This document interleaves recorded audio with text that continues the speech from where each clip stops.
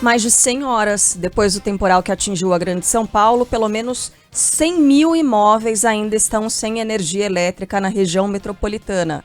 Não 100 mil pessoas, 100 mil imóveis. A previsão da concessionária Enel, responsável pelo serviço, era de que a situação fosse totalmente normalizada até ontem à noite. Mas isso não ocorreu e o prazo foi descumprido. Sem energia e até sem água, moradores de algumas regiões afetadas fizeram protestos na terça-feira, chegaram a bloquear rodovias e também avenidas em São Paulo. Na região do Morumbi, objetos foram incendiados e um policial militar acabou baleado em uma dessas manifestações. Mais detalhes com ele. Diga, Lucas Belotti, bom dia. Bom dia, Carla, para você e para os nossos ouvintes. Protestos esses que aconteceram em diversas regiões da Grande São Paulo contra exatamente essa demora para se restabelecer a energia elétrica. Na Zona Sul, como você disse, um grupo colocou fogo em lixeiras e bloqueou a Avenida Giovanni Gronchi por mais de 3 horas. Um policial militar foi ferido com um tiro durante esse protesto, foi socorrido, não corre risco de morrer. Protesto esse que também complicou o trânsito em um horário que é de grande movimentação ali na via, que é uma das mais importantes da região. Inclusive, ainda há reflexos no início da manhã desta quarta-feira com um bloqueio parcial de uma das faixas. Ali também está uma das principais entradas para a favela do Paraisópolis, que é a segunda maior de São Paulo, a quinta maior do país. Os ânimos ficaram bastante exaltados durante os confrontos entre os moradores e a polícia militar. Ia morrer sem sobe, então! Ia morrer sobe! Calma, com educação, nessa Já pediu 4 vezes! Já pediu! Vai, faixa zebrada ali, ó! Cadê a sua? Cadê a sua que passou aqui, ó? Isso que a gente ouviu, um diálogo entre um dos policiais militares que participava da ação e um morador que teve que, inclusive, descer do coletivo e completar o caminho de volta para casa a pé. Mas não foi só na Zona Sul de São Paulo. Zona Oeste da capital, outra manifestação, essa na Avenida Escola Politécnica, que fica próxima da Universidade de São Paulo, a USP. Prédios da região também estão sem luz e sem água desde sexta-feira. Manifestação foi o último recurso para chamar a atenção da Enel, como conta a ouvinte que participou do protesto, a Natália Simões. Depois de diversas tentativas, a Enel veio 2 vezes na rua, olhou a instalação e o problema e foi embora. 2 vezes já. Uma das vezes, inclusive, eles ficaram parados mais de hora aqui na rua e não resolveram absolutamente nada. E, enfim, já abrimos diversos chamados, ligamos, a gente já se mobilizou por diversas formas para fazer o contato com a Enel e ter alguma solução e simplesmente não conseguimos. Moradores de Cotia também se revoltaram contra a demora para o restabelecimento da energia pela Enel. A cidade de São Paulo, a cidade que fica na região metropolitana de São Paulo, é uma das mais afetadas por esse temporal da última sexta-feira. O protesto bloqueou a rodovia Raposo Tavares, que é uma movimentada via estadual aqui do estado de São Paulo. Também houve registro de outra manifestação, essa na rodovia Regis Bittencourt, região da cidade de Embu das Artes, essa via que liga São Paulo a Curitiba. Na zona leste de São Paulo, moradores também se reuniram contra em protesto a essa demora para restabelecimento da luz ali na região. Mais de 100 horas depois do vendaval, essa falta de energia ainda atinge residências nos 4 cantos da cidade de São Paulo e também da região metropolitana. Ao todo, como você disse na abertura, Carla, são mais de 100 mil endereços sem luz. Segundo a Enel, desse montante, 30 mil estão sem energia desde a última sexta-feira. Esses outros endereços chegaram a ter o serviço retomado, mas novamente a luz caiu durante os trabalhos que sucederam o vendaval. No total, mais de 2 milhões de clientes tiveram um fornecimento de eletricidade interrompido em algum momento nesses últimos dias. 5 dias sem energia. Essa conta, gente, é inacreditável. E só a respeito ainda da Avenida Giovanni Gronchi e na nossa programação local, é claro que a gente vai falar mais sobre isso, mas até agora de manhã, porque houve o protesto, o fechamento da avenida na Zona Sul, entre a Zona Sul e Zona Oeste de São Paulo, o fechamento por 3 horas da avenida. Agora pela manhã, ainda o fechamento parcial, porque vários objetos queimados ontem no protesto permanecem na pista, então tem uma interdição do corredor de ônibus que fica ali, então o trânsito está completamente travado. Agora pela manhã tem ouvinte escrevendo e já a gente fala mais especificamente desse ponto. Eu falei aqui que os moradores de São Paulo estão revoltados e com razão. É claro que ninguém está justificando a violência, estamos justificando a revolta dos moradores, estão mesmo. Porque não é só pela falta de energia e pela falta de água em muitos bairros, é pela sensação de que ninguém está tomando conta dessa situação, de que os moradores estão ao Deus dará. Se não, vejamos, começamos pelo governo do estado, que em vez de fazer uma cobrança incisiva, a Enel, a empresa que faturou bilhões e demitiu 35% do seu corpo de funcionário nos últimos 5 anos, prefere culpar as árvores de São Paulo, como se as árvores fossem o problema e não uma das soluções para os problemas urbanos. É claro que há árvores que caem em cima de fios, que há árvores que não são urbanas e que não são nativas e que são plantadas aqui e acabam gerando mil problemas, né? Essa é uma discussão antiga, mas você culpar as árvores é muito pouco, né? Para um governo do estado que tem a obrigação de fazer, entre outros órgãos, a fiscalização da empresa concessionária responsável pelo fornecimento de energia. A prefeitura tá perdida que nem uma barata tonta. E o prefeito lá falou em taxa, na criação de uma taxa para enterrar os fios. Aí, alertado por um assessor, ele falou em contribuição voluntária. Aí, mais tarde, disse que não era nem taxa e nem contribuição. Percebeu que havia dito uma bobagem quando sugeriu que moradores contribuíssem caso quisessem os fios enterrados no seu bairro, no seu quarteirão, ele disse. Olha só. Os moradores entrariam com uma parte da grana, numa espécie de vaquinha, a prefeitura com outra parte, e enterraríamos os fios aos pouquinhos, sem perceber que ele estava ali propondo aquilo que a gente chama de corrupção. Por parte do agente corruptor, né, do ponto de vista desse agente, a corrupção é exatamente isso. É você dar um dinheirinho extra por fora para ter alguma vantagem do governo. É exatamente isso, não estou dizendo que alguém embolsaria o dinheiro, mas essa é uma das definições de corrupção, tá? Aí depois voltou atrás, porque percebeu que havia dito uma bobagem. E porque isso aumentaria ainda mais o fosso entre os mais ricos e os mais pobres. Vou citar aqui alguns bairros de São Paulo. Higienópolis pagaria, Paraisópolis não. O Itaim Bibi pagaria, o Itaim Paulista não. Né? Mudou de ideia, e agora não sabe bem para onde ir. E aí chegamos à Enel. A Enel, a empresa que havia prometido que a situação estaria normalizada até ontem à noite, depois, com o passar das horas, foi mudando de ideia e disse que a situação estaria quase normalizada ontem à noite, e o ontem à noite passou, já estamos no hoje de manhã, e a situação não está nem perto de estar quase normalizada. Ontem, o helicóptero da Rede Globo filmou o pátio da Enel em São Paulo. Os caminhões todos lá. Em um dos pátios não havia vaga para quem chegasse para estacionar. Só que antes disso, o presidente da Enel havia dito que a equipe estava trabalhando em 100% do seu corpo. Ou seja, todos os funcionários estariam na rua. Aí questionaram, como é que é possível? Eles foram de Uber? Foram de bicicleta?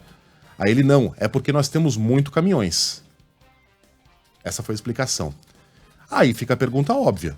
Se uma empresa tem muitos caminhões e não tem quem opere esses caminhões, tá faltando gente. E aí voltamos aos 8 mil funcionários demitidos desde 2018. Esses 8 mil funcionários não estariam podendo operar esses caminhões, portanto é uma via sem saída para a Enel. Fica bem difícil explicar por que esses 35% a menos de funcionários, até da antiga Eletropaulo, não estão fazendo falta nenhuma na hora de trazer a energia de volta ou de proteger a energia elétrica do paulistano e da região metropolitana de São Paulo no caso de um evento climático extremo. Extremo, como temos todos os anos, como o Fábio França fez o levantamento, né? Essa argumentação de que o vento de fato foi acima do comum, tá? De fato foi algo inédito, mas de que a culpa é do vento e do evento climático extremo. Isso não cola. Porque o Fábio já levantou que pelo menos uma vez por ano a Enel usa esses mesmos argumentos e essas mesmas palavras para explicar outras situações em que não conseguiu fazer com que a energia da população fosse retomada. Ou seja, não tem ninguém trabalhando de uma maneira competente e confiável em prol da população. O resultado é isso, né? A gente começa a ver a população se revoltando, passando muitas vezes do ponto. Balear policial é um negócio inaceitável. Mas com toda a razão, né, revoltada com o poder público e com a concessionária que administra o serviço aqui na cidade. Bom, ainda há falta de luz, como a gente disse, prejuízos contabilizados por moradores e comerciantes são praticamente incontáveis, e a Helene Freires tem as últimas informações. Bom dia, Elaine. Bom dia, Megali. E além da falta de energia, a falta de água, né? Um outro problema que está atingindo bastante São Paulo. De acordo com a Sabesp, Companhia de Abastecimento do Estado, há vários pontos sem energia elétrica que afetam o abastecimento em trechos isolados de Cotia e Pirapora do Bom Jesus. A companhia continua trabalhando com abastecimento de locais críticos, utilizando caminhões-tanque e ainda recomendando o uso racional neste momento da água para o pessoal, para a população, priorizar apenas a alimentação neste momento crítico que a gente continua acompanhando. Pela nossa central de ouvintes, Ricardo Boechat, ainda há centenas de reclamações. O balanço último da Enel aponta que 107 mil imóveis ainda estão sem energia na Grande São Paulo. Desse total, 30 mil foram afetados diretamente por causa do temporal da última sexta-feira. A situação de Cotia é ainda muito delicada. Diversos bairros permanecem isolados por causa das quedas de árvores que impedem o acesso de veículos. Na estrada do museu, por exemplo, ainda há muitos galhos e até postes caídos desde a última sexta-feira. A situação ainda bem complicada. Por exemplo, quem nos relata é a moradora da cidade, Ana Paula Fávaro. Ela está sem energia e ainda cansada porque as previsões da Enel não são cumpridas. Eu ligo na Enel, eles ficam dando horários que não existem. Agora mesmo eu acabei de ligar. A moça simplesmente ligou o telefone na minha cara, porque eu falei que eles estavam mentindo em relação aos horários. Onde eu trabalho, que eu trabalho na rede municipal, não tem energia em uma das escolas. Assim, eu já perdi medicamento, perdi as coisas da geladeira, tá insuportável essa situação. A Prefeitura de Cotia disse que retoma hoje as aulas em 80% das escolas municipais. Foram 2 dias de aulas suspensas na rede por causa da falta de energia. O nosso ouvinte, Marcelo Rebouças, ainda está sem energia e sem água, mas explica que na rua tem iluminação pública funcionando. Eu estou sem energia desde sexta-feira. Todo ao redor já voltou a energia, mesmo na minha rua. É por causa de uma chave que caiu, que é serviço de que... Chutando aí 10 minutos o cara resolve. Você liga para a ANEEL, tem um monte de protocolo, a rua inteira liga, eles não vêm tomar nenhuma atitude sobre isso. Além das dificuldades da região metropolitana, a gente está acompanhando também reclamações ainda de moradores, principalmente nas zonas oeste e sul da capital paulista, que ainda estão com falta de energia. Carla. Obrigada, Elaine. A Megali estava falando sobre o prefeito estar completamente perdido. E ontem nós exibimos aqui o diálogo de rede social do prefeito de São Paulo, Ricardo Nunes, por meio da sua conta oficial no Instagram, com uma consumidora, uma eleitora moradora da Zona Sul da capital paulista, região do Planalto Paulista. Já completa 100 horas sem luz. Ela é uma dessas pessoas que estão sem o fornecimento de energia elétrica. Naquele momento ela fazia cobrança à Enel, eram 87 horas sem luz, e ela fazia a cobrança da prefeitura e postou ali, marcou o prefeito Ricardo Nunes, dizendo que é sim de responsabilidade da prefeitura retirar as árvores que caíram pela cidade. E aí o prefeito responde o seguinte: para a retirada das árvores, precisamos da Enel para desligar a energia. Infelizmente, estão sendo irresponsáveis. Estamos cobrando. Ponto final. 100 horas sem luz. Segue essa mesma moradora de São Paulo, e lembrando que ela registrou um imóvel na frente da casa dela com uma idosa que não conseguia sair de casa porque uma árvore de grande porte caiu e bloqueava ali o portão da casa dela. Bem, nessa terça-feira, o ministro da Justiça e Segurança Pública, Flávio Dino, disse que a Enel pode ser multada em até 50 milhões de reais pela demora no restabelecimento da energia. Segundo o secretário nacional do consumidor, Vadi Damus, quem teve prejuízo por falta de luz precisa formalizar o pedido de ressarcimento o mais breve possível. A solicitação deve ser feita diretamente à Enel e ao Procon. E Vadi Damus ainda chama atenção aos prazos que o consumidor tem para ser ressarcido.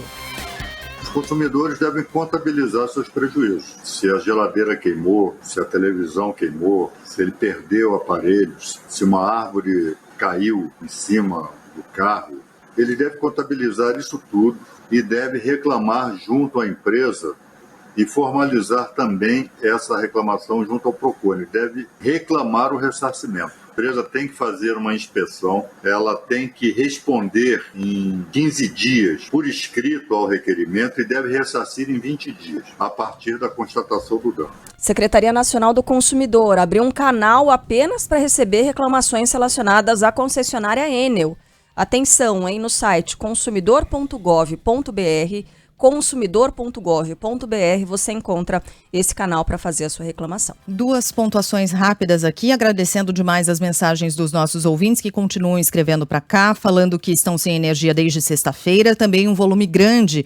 Aliás, são milhares de pessoas que estão nessa condição, em que a luz foi restabelecida, ontem, por exemplo, e voltou a cair horas depois, e nada de a Enel voltar a esses locais. É protocolo tudo de novo, é começar do zero, então tem milhares de pessoas nessa condição também, em que a energia voltou, mas logo caiu de novo e sem uma resposta da Enel, e muitas mensagens dos nossos ouvintes se queixando da ausência de comunicação, não consegue.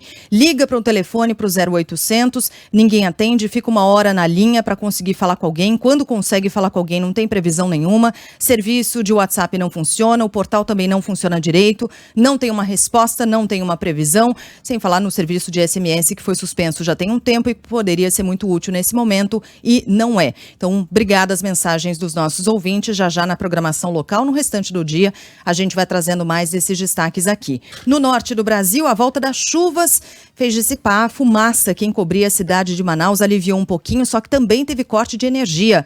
Fala pra gente, Vitor Litaif. Manaus tem para hoje previsão de chuva forte, com ventos que podem chegar a 60 km por hora. O alerta é do Instituto Nacional de Meteorologia. Ontem, pancadas de chuva atingiram a cidade e ajudaram a reduzir a fumaça que encobria a capital. A qualidade do ar, que era considerada péssima, está entre boa e moderada. Apesar do alívio na questão da fumaça, a chuva dessa segunda causou estragos. Ocorrências na rede de energia elétrica deixaram quase 50 mil pessoas sem fornecimento do serviço. No fim de semana, a forte ventania causou uma tempestade de areia na zona oeste da cidade.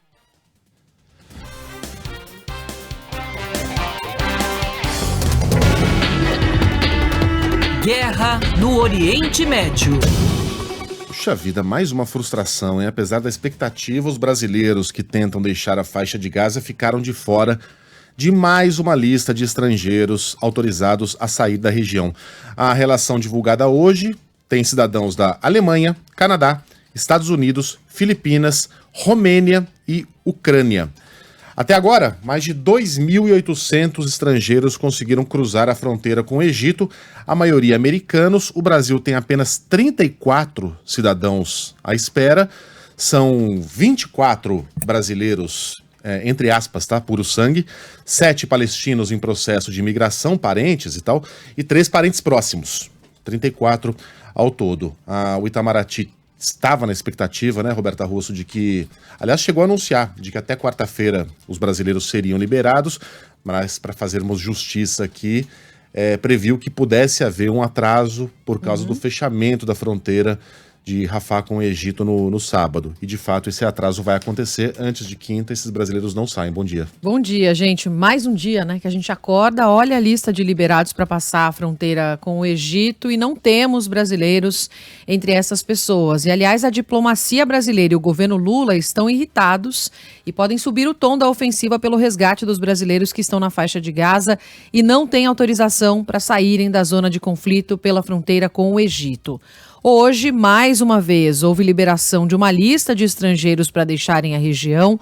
Essa lista tem 75 pessoas da Alemanha, 40 do Canadá, 100 dos Estados Unidos, 107 das Filipinas, 51 da Romênia, Ucrânia, com 228 pessoas listadas, portanto, para passar pela fronteira. O grupo, acompanhado pelo Itamaraty, é composto por 34 pessoas, 24 brasileiros e 10 palestinos parentes desses brasileiros. A nova rodada de negociações envolve o chanceler Mauro Vieira e o assessor especial Celso Amorim e o próprio presidente Lula. Nossa reportagem em Brasília, claro, acompanha essas negociações e a avaliação de especialistas é de que, se algo acontecer com os brasileiros que estão na zona de conflito, as relações diplomáticas podem se tornar insustentáveis. Se a liberação não ocorrer nos próximos dias, o governo brasileiro poderia tomar medidas mais duras contra o governo do primeiro-ministro Benjamin Netanyahu, seguindo exemplos de Bolívia, Chile e Colômbia. A Bolívia que rompeu relações com Israel em protesto contra a ofensiva na faixa de Gaza. Colômbia e Chile convocaram seus embaixadores em Tel Aviv para consultas. A gente segue acompanhando, então, a situação desses brasileiros que continuam na expectativa e nessa ansiedade de deixar a região da faixa de Gaza. Valeu. Ontem, no dia em que o conflito completou um mês, o primeiro-ministro de Israel, Benjamin Netanyahu, voltou a descartar um cessar-fogo na faixa de Gaza e afirmou que a entrada de combustível na região só será autorizada quando o Hamas libertar os mais de 200 reféns mantidos desde os ataques do dia 7 de outubro. Reitero aos nossos inimigos e amigos, não haverá cessar-fogo sem o regresso dos nossos reféns. A partir daqui, dirijo-me às famílias dos reféns, que vivem um pesadelo contínuo. Quero que saibam que estamos a utilizar todos os meios, em todas as frentes, para trazer os seus entes queridos, os nossos entes queridos, de volta para casa. Gaza não constituirá mais uma ameaça para Israel. Mais uma vez, apelo à população civil em Gaza, evacue para o sul. Se você já está fazendo isso, continue. Nós não vamos parar. Repito, não haverá entrada de combustível ou de trabalhadores. E não haverá cessar-fogo sem a libertação dos nossos reféns.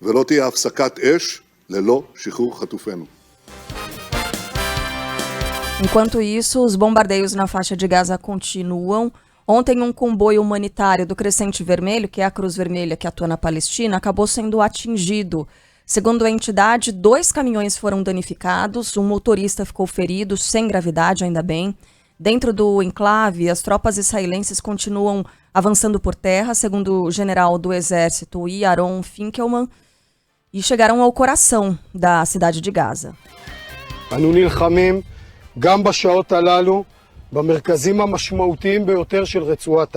Estamos a lutar durante essas últimas horas nos centros mais importantes da faixa de Gaza. É para onde estou indo agora. Pela primeira vez nas últimas décadas, as forças de defesa de Israel estão lutando no coração da cidade de Gaza, no coração do terrorismo. Essa é uma guerra complexa e difícil. Infelizmente, também tem preços. Todos os dias e todas as horas, as forças matam terroristas, destroem túneis e armas e continuam avançando em direção às concentrações inimigas. Até agora, o número de mortos no conflito passa de 11 mil. Do lado palestino, são mais de 9 mil vítimas, sendo 4 mil crianças, de acordo com o escritório da ONU para assuntos humanitários. Do lado israelense, são 1.400 pessoas, a grande maioria naqueles ataques do Hamas do dia 7 de outubro. Ontem, o ministro das Relações Exteriores do Brasil, Mauro Vieira, classificou como lamentável e moralmente inaceitável a falta de um consenso no Conselho de Segurança da ONU. Até agora, nenhuma resolução que possa levar a um cessar-fogo ou, então, uma pausa humanitária ali na faixa de Gaza foi aprovada. A estabilidade regional e internacional são essenciais para a prosperidade e o desenvolvimento. Em outubro, ocupamos a presidência do Conselho de Segurança das Nações Unidas, que coincidiu com os trágicos desenvolvimentos em Israel e na faixa de Gaza. Mobilizamos todos os nossos esforços para reverter a paralisia do principal órgão do sistema multilateral em favor de uma solução para a alarmante situação humanitária na região. É lamentável, além de moralmente inaceitável, que uma vez mais o Conselho de Segurança não tenha conseguido estar à altura do seu nobre mandato. De volta ao Brasil, o plenário do Senado pode votar hoje, em primeiro turno, a PEC da reforma tributária. Ontem, a proposta, que busca simplificar o sistema de impostos no Brasil, passou na Comissão de Constituição e Justiça. O projeto é tratado como prioridade pelo Planalto, que espera vê-lo aprovado pelo Congresso até o fim do ano. Como sofreu alterações, o texto ainda terá de voltar à Câmara. Quem explica o calendário de tramitações e as últimas novidades é João Pedro Mello. Bom dia, JP. Oi, Megali, bom dia a você, bom dia a todos que estão nos acompanhando. Pois é, a gente está de olho nessa questão da reforma tributária, porque ela está sendo discutida já há algum tempo no Congresso Nacional. Ontem teve o primeiro passo de aprovação, passando pela Comissão de Constituição e Justiça, e hoje a tendência é de que seja aprovada também no plenário do Senado Federal. E aí já começam as negociações do outro lado do Legislativo, na Câmara dos Deputados. Primeiro porque o governo precisa garantir os votos que são necessários para essa análise do texto. E aí o governo já está conversando com os parlamentares da Câmara para tentar aí essa aprovação. O fato é o seguinte, ontem à noite os senadores aprovaram também um requerimento para acelerar a análise em plenário. Na prática, significa dizer o seguinte, que o rito não terá que cumprir prazos de intervalo entre um turno e outro, o chamado interstício. Portanto, isso deve ser quebrado. Das 802 emendas protocoladas até agora, 250 foram incluídas nesse relatório. Um dos principais pontos é uma espécie de premiação a estados e municípios que arrecadarem mais impostos. O texto do relator Eduardo Braga também inclui o gás de cozinha na regra do cashback para a população de baixa renda e define a alíquota zero para itens da cesta básica e redução de impostos para produtos de cesta estendida. Também foi mantida a isenção para a compra de automóveis por pessoas com deficiência ou do aspecto autista, além de taxistas. O ministro da Fazenda, Fernando Haddad, reforçou o apoio que já tinha sido feito, ou o pedido que já tinha sido feito ao Senado com relação à aprovação desse texto, que é considerado fundamental para a economia do país. A gente vai ouvir o Haddad agora. É hora de nós fazermos chegar ao Senado um coro só do país todo, para que hoje, ou no máximo amanhã, o plenário da Casa possa dar a palavra final sobre esse anseio de 40 anos. Colocar o Brasil como um dos mais modernos sistemas tributários do mundo, saindo da 184ª posição que ele ocupa, segundo o ranking do Banco Mundial.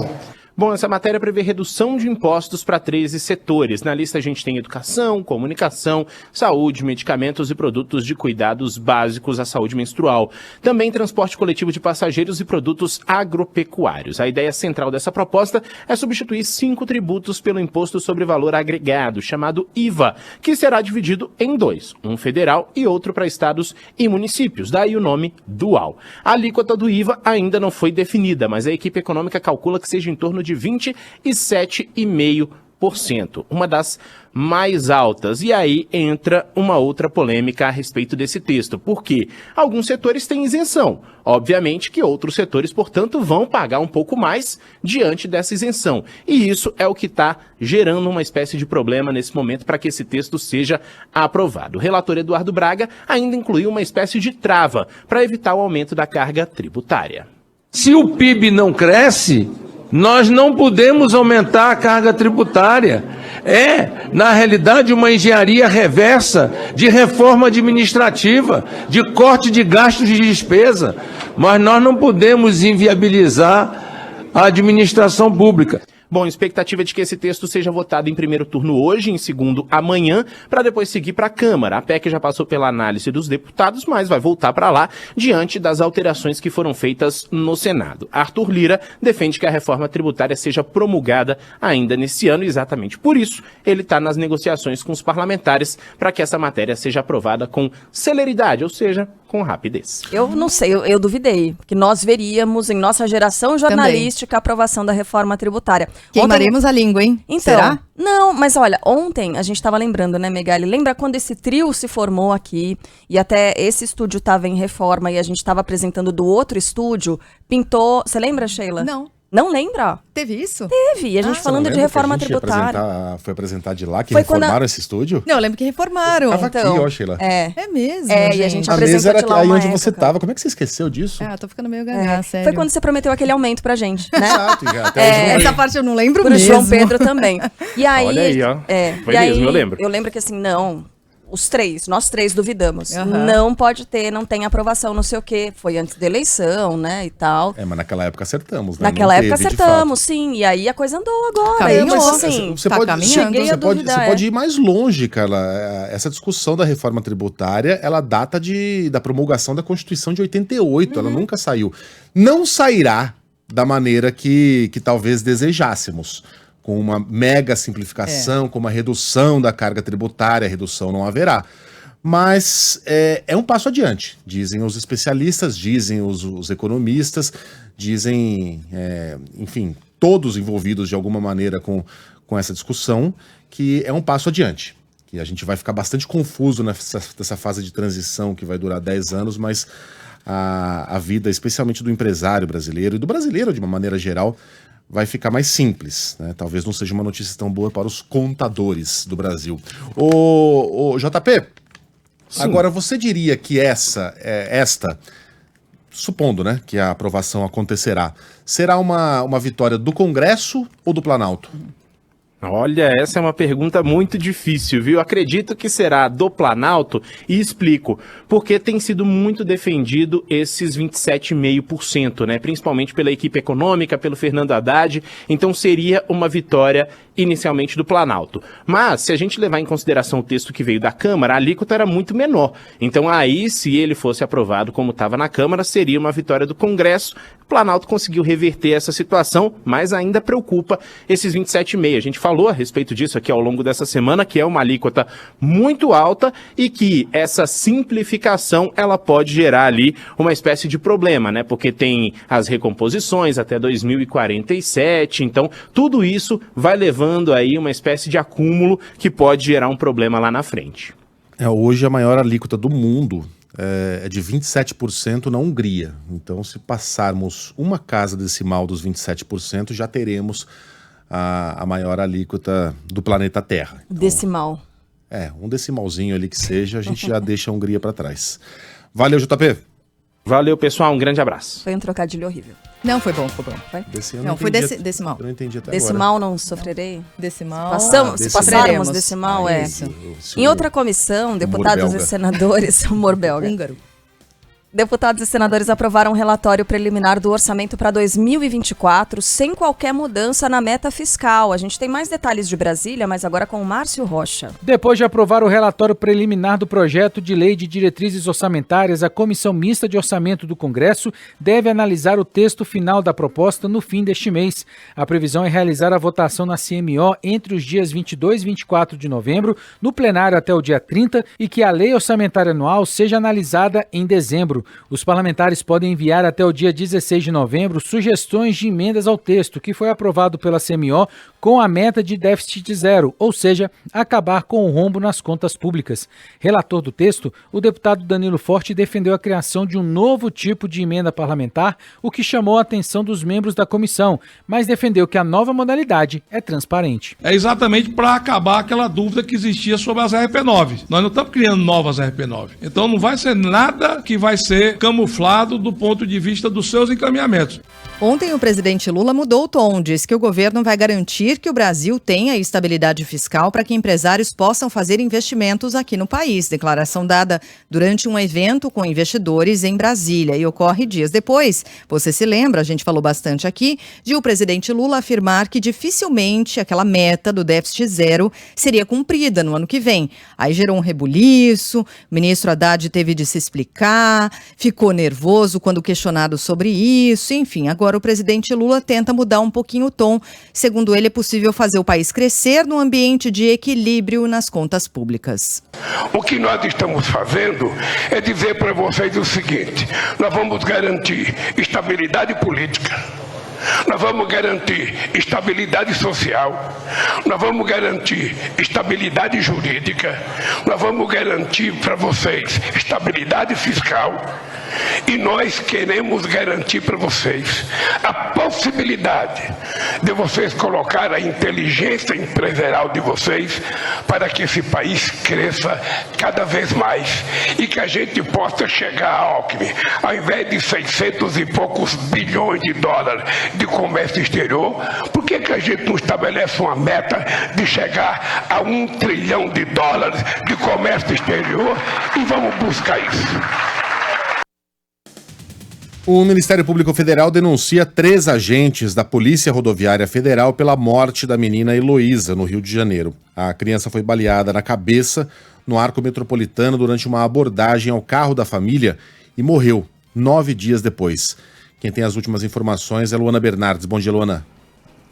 Oi, bom dia, Megali, bom dia a todos. E o Ministério Público Federal também pediu uma indenização de R$1.300.000 à família, pediu que o caso vá à júri popular e pediu novamente a prisão preventiva dos agentes. O pai da menina, eu lembro que parou durante essa abordagem e mesmo assim os agentes atiraram. Em setembro deste ano, o juiz Ian Legué Vermelho negou um pedido de prisão feito pelo Ministério Público Federal, dizendo que não havia indícios de interferência da PRF nas investigações. Atualmente, os policiais estão sendo apenas monitorados, né? Eles não estão presos e, segundo o Ministério Público Federal, 28 policiais estiveram no hospital em que a menina estava internada, em que o órgão classifica como um episódio claro de uso indevido de força corporativa. Segundo o MPF, os agentes também mexeram no carro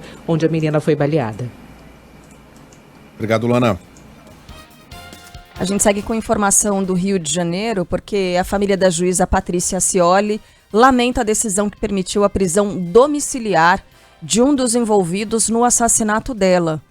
E nesse momento em que a gente fala tanto de milícia, né? Lembrando do envolvimento de policiais militares assassinos, que assassinavam nas regiões onde eles atuavam e que participaram do assassinato também dessa juíza que investigava, que apurava essas ações criminosas. Cara condenado, né? Condenado a 34 anos de prisão. Nem 10 passou na cadeia, porque a condenação veio em 2014 e o crime em 2011. Fala, Gustavo Silema. A família da juíza Patrícia Scioli, assassinada em agosto de 2011, critica a decisão que permitiu a progressão do regime da prisão do ex-policial militar condenado por ter planejado o crime. O ex-tenente-coronel Cláudio Luiz da Silva Oliveira não precisa mais voltar para a cadeia como estabelecia o regime semiaberto, mas tem que cumprir uma série de medidas cautelares, como o uso de tornozeleira eletrônica e a proibição de sair de casa entre 10 horas da noite e 6 da manhã. O ex-PM também está impedido de sair de casa nos finais de semana e feriados em que não puder provar que está saindo para trabalhar. Para Simone Scioli, irmã de Patrícia, o benefício concedido ao ex-PM é um ultraje à família da juíza. Nos parece, inclusive, uma afronta. Justamente no dia que foi entregue o prêmio Patrícia Scioli, a justiça libera esse ser, essa pessoa que todo mundo sabe que é um assassino e que está ligado à milícia no estado do Rio de Janeiro, na situação em que se encontra. Bem, em São Paulo, a Polícia Civil procura por outros envolvidos no assalto à casa dos pais da influencer Bruna Biancardi, mãe da filha mais nova ali, da filhinha do Neymar. De acordo com as investigações, um morador do condomínio participou desse roubo, usou o carro do pai para cometer o crime. O Renan Suquevicius está acompanhando essa história aqui, porque a delegada responsável por essa investigação se manifestou, contou os detalhes até aqui. Que história, hein, Renan? Conta pra gente aí os detalhes. Esse é um morador do condomínio, mas ele era um morador recente desse condomínio, pelo que eu vi ontem nas informações. Conta pra gente, bom dia. Bom dia, gente, é isso. E não teve, inclusive, nenhum medo de aparecer nas imagens das câmeras de segurança desse condomínio de alto padrão na região metropolitana de São Paulo. As câmeras registraram que havia uma pessoa no banco da frente conduzindo o veículo, também uma pessoa no banco do lado, e há suspeita de que haveria uma outra pessoa no veículo no banco traseiro. Continuam foragidas as pessoas envolvidas nesse assalto à casa dos pais da influenciadora Bruna Biancardi, na cidade de Cotia. Como a gente falou, ela é mãe da filha recém-nascida do atacante Neymar. Nenhuma das duas, nem a Bianca, nem a bebê, estavam na casa no momento do crime. Ontem, de madrugada, 3 criminosos armados invadiram essa residência. Um deles era morador do espaço. Ele foi identificado como Eduardo Segnanfredo Vasconcelos, de 20 anos. Ele disse à polícia que foi coagido a participar do crime. No entanto, os investigadores não acreditam nessa versão. Dizem que essa versão não colou. A delegada Mônica Gamboa acredita em outra possibilidade. Vamos ouvir. Confessou até contando que, olha, moro no condomínio e tem uma passagem que um fala para o outro, onde eles dizem assim, o próprio Eduardo fala isso, a gente fumou um beck, ia fazer uma fita ali e depois ia curtir e andar de moto no condomínio. O próprio Eduardo fala isso. Tem uma filmagem que chegou também para mim, dele na portaria, ele tá de cara limpa, tá dando risada, ele vai e volta. Ele entra e sai no condomínio depois do crime, então isso mostra um tremendo amadorismo. Os pais da Bruna Biancardi chegaram a ser amarrados por esses bandidos, né? Ficaram ali como reféns por algumas horas na mira desses 3 bandidos. Foram levados para os quartos da residência. A tentativa era levar bens que estavam dentro da casa, tentar levar dinheiro, mas não havia dinheiro nos cofres, mas eles conseguiram levar joias da residência. Obrigado, Renan. Também em São Paulo será velado hoje o corpo da modelo que morreu depois de passar por uma lipoaspiração no joelho, gente. Luana Andrade tinha 29 anos só e atualmente trabalhava em um dos programas do SBT. Bruna Baroni. O velório da modelo Luana Andrade Lopes está marcado para as 11 da manhã desta quarta-feira. A cerimônia será realizada no cemitério Vale dos Reis, em Taboão da Serra, na Grande São Paulo. A cremação será feita no mesmo local. A modelo morreu nesta terça-feira depois de passar por um procedimento estético na capital paulista. Ela teve complicações em uma lipoaspiração feita no joelho.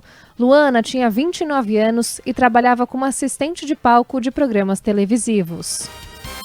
Em nota, o Hospital São Luís do Itaim informou que o procedimento foi realizado por um cirurgião e anestesista particulares contratados pela família da paciente, que Luana Andrade teve uma parada cardíaca depois de 2 horas e meia de cirurgia.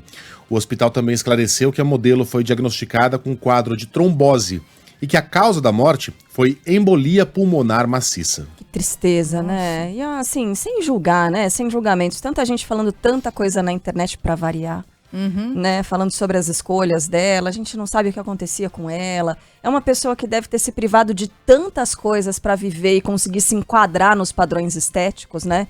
As pessoas estão questionando, e claro, com razão, como assim uma lipoaspiração no joelho? Precisava disso? Foram escolhas dela, né? Infelizmente, porque é que ela fez essas escolhas? A gente sabe que muitas vezes para as mulheres, sobretudo, para homens também em alguns casos, mas principalmente para as mulheres, a exigência dos padrões estéticos é uma coisa que pira mesmo, que mexe com a cabeça e que faz com que as pessoas entrem em sofrimento. Então, né, que dó do que aconteceu com ela, a família e todas as pessoas próximas aqui, os nossos sentimentos.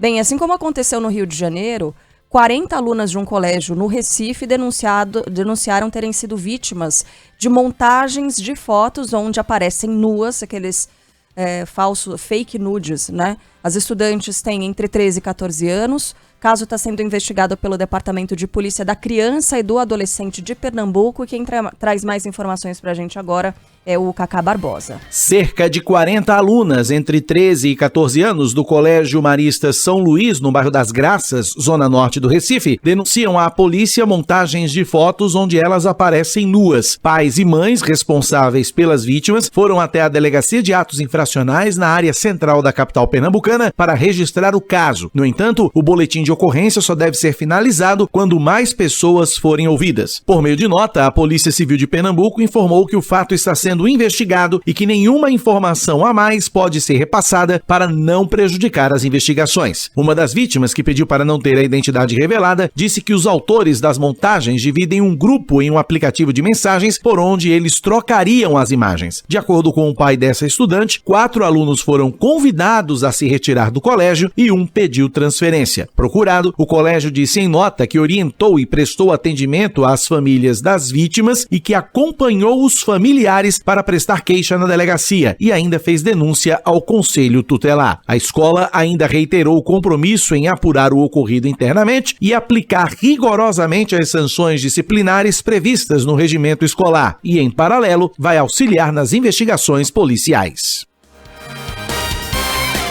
O Itamaraty é acionado depois de uma brasileira ter sido alvo de xingamentos xenofóbicos em Portugal. A gente exibiu aqui ontem, né? E falamos aqui sobre esse caso que aconteceu no aeroporto Francisco Sá Carneiro, na cidade do Porto, quando a vítima aguardava um voo de volta para a Espanha, onde trabalha e mora atualmente. A confusão teria começado quando a mala de uma amiga da agressora caiu no pé da brasileira e a brasileira teria dito, ai, doeu. Aí houve essa reação de xingamentos claramente xenofóbicos. O André Viana tem os detalhes. O deputado federal Túlio Gadelha, do Rede, pediu ao Itamaraty para que ele investigue um caso de xenofobia sofrido por uma brasileira em Portugal. O caso aconteceu no aeroporto do Porto e as filmagens feitas pela vítima viralizaram nas redes sociais. As imagens mostram uma mulher portuguesa chamando a brasileira de porca e afirmando que os brasileiros estão invadindo o país europeu. Além do pedido de investigações, o deputado também solicitou que a embaixada portuguesa seja notificada para que atue junto ao governo português na investigação, repressão e controle de manifestações xenofóbicas. Gadelha, que é relator da Comissão sobre Migrações Internacionais e Refugiados na Câmara, também afirmou que o caso demonstra discriminação contra brasileiros e apresentou ao plenário um requerimento para moção de repúdio.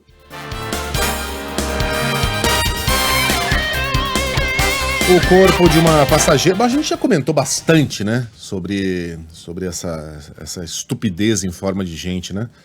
Que agrediu essa brasileira. Então, agora, com a palavra justiça, né? Que o Itamaraty faça ali o que tiver de fazer para que essa pessoa receba o que dela é, né? Receba aqui a justiça dos homens. Vamos trazer notícia boa, vai. O narrador da Band News FM, Marcelo Duó, é escolhido como destaque em esportes da 9ª edição do Prêmio Especialistas da plataforma Negócios da Comunicação, que reconhece jornalistas experts em 27 setores. Olha, ele que concorreu. Legal! Duó. Caçapa no prêmio, hein? Mas eu aposto que ele só competiu com Pereba. Os caras assim, sim. muito desqualificados. Totalmente, Né? Mauro Betting. Ih, rapaz. E Marco Belo. Upa. Os três foram Merecido, os hein? Boa. mais escolhidos de forma espontânea por jornalistas e profissionais de comunicação de todo o Brasil. Na segunda fase, Duó foi o mais votado e levou o troféu para casa. Parabéns. O Marcelo é fera demais, eu sou fã dele. Então um beijo grande, parabéns. Não, e um cara gente finíssima. Demais. E dedicado, né? Ele estuda, Isso. ele faz questão de saber sobre vários assuntos diferentes, né? Você Então, o sabe o que esporte ele ele falou? é expert. Sabe o que Mas ele falou outros quando ele temas soube, também né? ele manja pra caramba. Quando ele soube da premiação que ele falou? E hoje o Marcelo Duó narra o jogaço entre Flamengo e Palmeiras pelo Brasileirão. Atenção, hein? Se vencer ou empatar, o Verdão ultrapassa o Botafogo. 2 jogos a mais e coisa e tal, mas no psicológico isso pega, né? Você olha lá na tabela e de repente você percebe que pela primeira vez em muitos meses não é o seu time que tá em primeiro. Enfim, a liderança provisória tá em jogo hoje. Bruno Camarão. Bruno Camarão hoje participa, sabe no lugar de quem, né? De quem?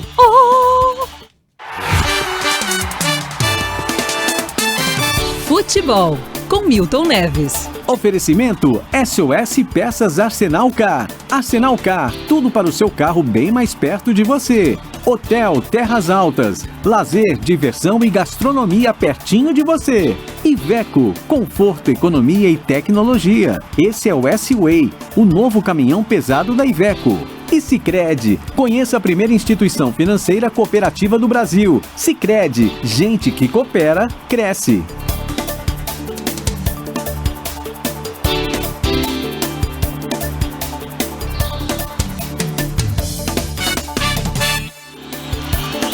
O Everton Gomes, Luan e Murilo, Mike, Zé Rafael, Richard Rios, Rafael Veiga, Piquerez, Breno Lopes e Hendrick. Este é o provável Palmeiras para desafiar o Flamengo, hoje, às 9h30 da noite no Maracanã, em duelo pela 33ª rodada do Brasileirão.